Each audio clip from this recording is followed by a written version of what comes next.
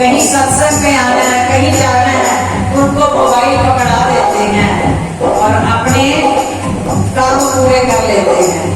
कभी सोचा कि तुम्हारे घर में जो प्यारी गोद नन्ही सी भगवान ने भेजी है, उसको संभालने नहीं, उसको अच्छे संस्कार देने के लिए तुम्हें एक ड्यूटी दी गई है।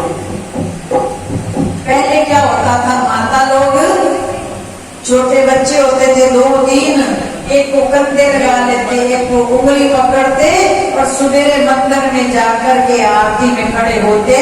मंदिर से पुजारी जो छिट्टा देता था तो बच्चे आके ही मंदिर में खोलते थे और जन्म से जो संस्कार मिलते थे वो माता पिता के लिए एक नाज की बात होती थी।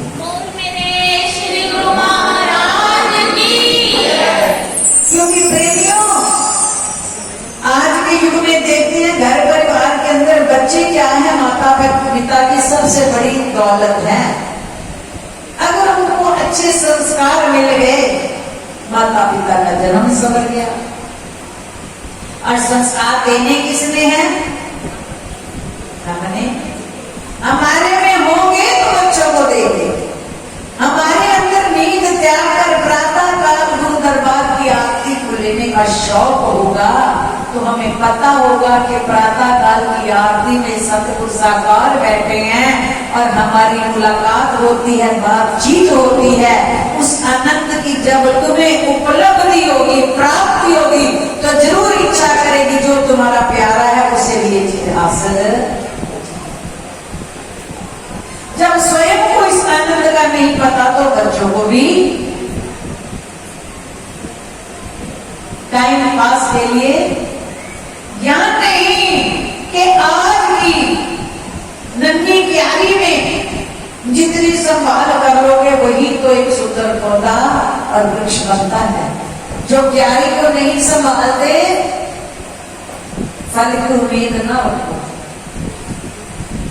जब अपना जन्म बिगड़ता है, बच्चे पिता के आज्ञाकारी नहीं बनते, माता पिता के प्रति भाव संस्कार कुछ नहीं होते, तो हमारे बुढ़ापे में हमारी क्या हालत होती है विचारो।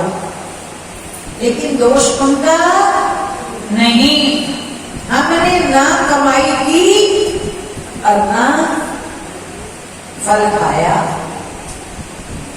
विचारो कि सतगुरु से जुड़े रहेंगे तो सतगुरु की कड़वी बातें, ये कड़वी बातें हैं कि नींद त्यागो और गुरु महाराज जी के चरणों के लिए समय निकालो।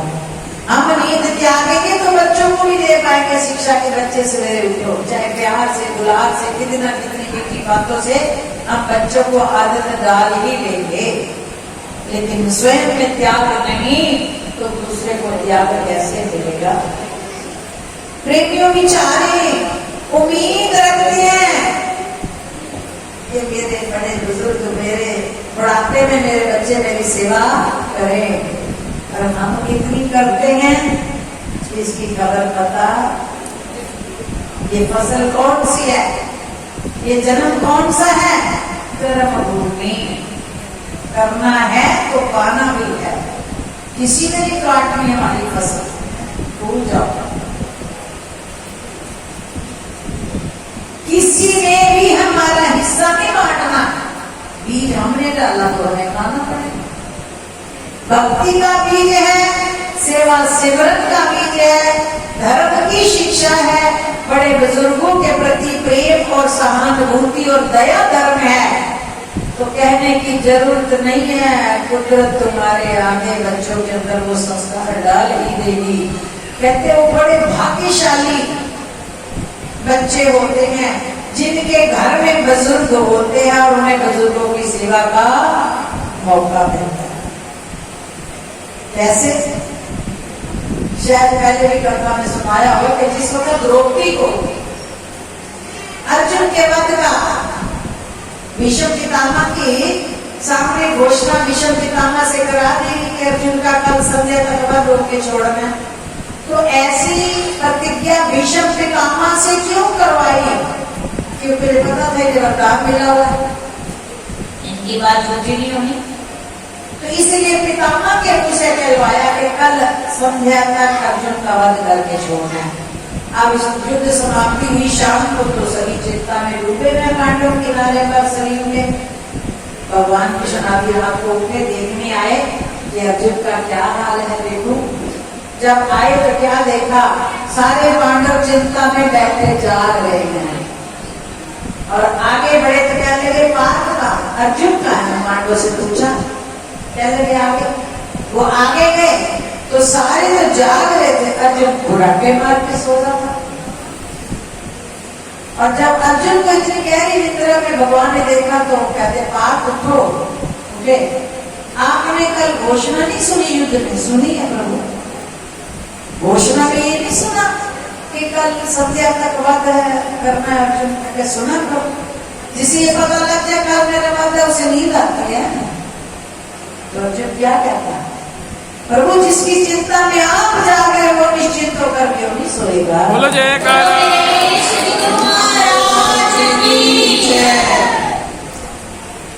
अब अर्जुन का जवाब, क्योंकि मुंह से तो वही निकलेगा ना जो अंदर होगा, उसे गहरी नींद क्यों आई हुई थी, इतना भरोसा था। पितामह की वाणी को उल्टा पलट करना तो मेरे कन्हैया का काम है ना, दुनिया को पलटना, दुनिया को संभालना, एक पल से क्या करना, दूसरे पल क्या कर देना, तो मेरे कन्हैया का काम है। तो प्रभु जिसके लिए आप जाग रहे हो वो निश्चित होकर क्यों नहीं सोएगा।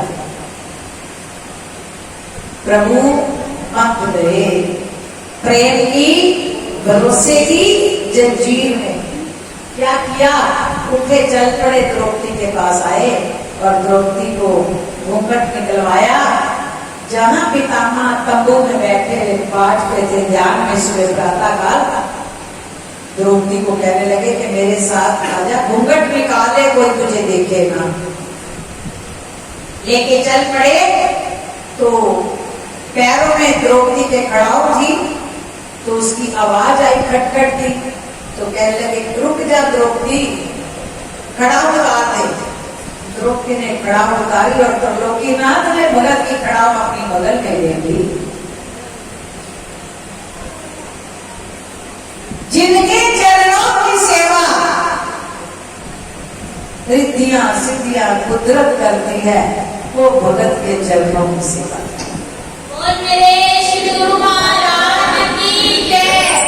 खड़ाऊ पकड़कर अपने बगल में दबा ली और कहने लगे द्रौपदी चुपके से आना। द्रौपदी जा रही है तो पायल की आवाज आ गई, कहने लगे ये भी उतार करके मुझे दे दी। वो भी लेकर के प्रभु ने संभाल ली, आहट न आए, बाकी सभी सोए हुए थे। कहने लगे सामने उस टेंट में जहाँ पितामह है, जाकर के घूंघट निकाले ही उनको प्रणाम कर दे, चरण पकड़ ले। द्रौपदी ने वही किया, आप पीछे खड़े रहे चुप के आड़ में। जैसे ही द्रौपदी ने पितामह के चरण पकड़ करके प्रणाम किया तो पितामह बोल उठे, अखंड सौभाग्यवती भाव।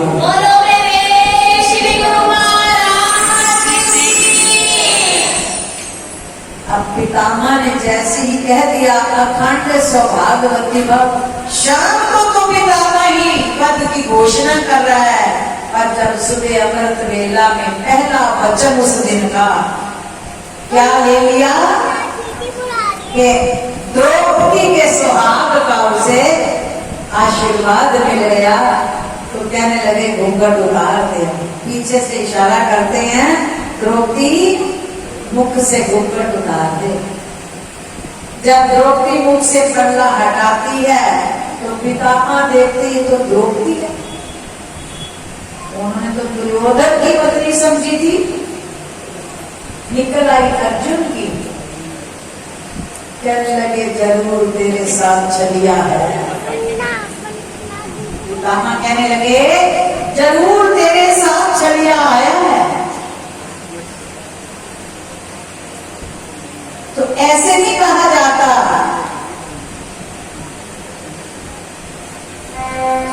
तुम्हें मेरे लाल बाजी करते बिना